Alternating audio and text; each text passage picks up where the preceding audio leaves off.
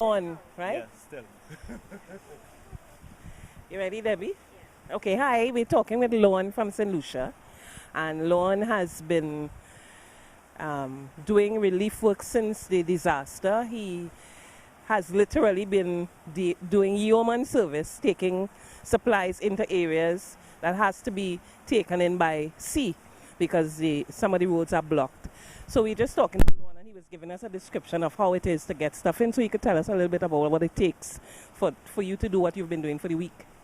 Well, actually, it's been very interesting getting things in because since the networks are blocked, we actually have to do most of the disposition via the sea.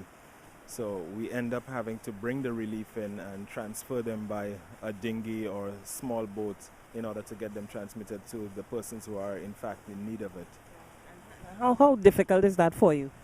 It can be very interesting trying to cope with the tides and the waters and everything, and especially you're doing that transfer in deep water. So it's a dangerous thing, but at the same time, you temper the danger by way of the necessity of the items to the people. I had asked you a little while ago,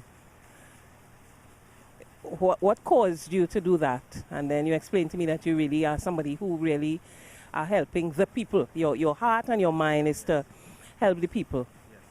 Yeah, it's purely from a humanitarian perspective.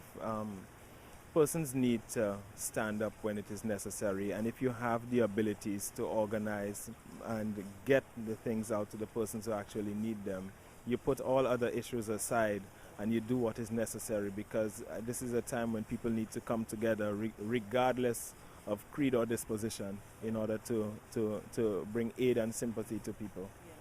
And then you were also telling me that in these times you recognize how much the need is greater for the elderly and even for children. Yes, particularly so. The emphasis, I think, at this time ought to be for persons who are not in a position to take care of themselves. And in those instances, you focus not just on people who are stricken by the disaster, but the elderly, and homes where you would find children and young persons who are minors and incapable of fending for themselves. So the distribution effort focuses initially around those people, and then we gradually filter out to the wider community. Well, Lon, it was a pleasure talking to you, and continue to do what you're doing. Continue having the right heart. A heart for the people is the right kind of heart, because that is what makes you do it from, not for what you could gain, but how you can best serve the people. Yes, thank you. But with help from the divine, I can get it done. Nothing is impossible. All right.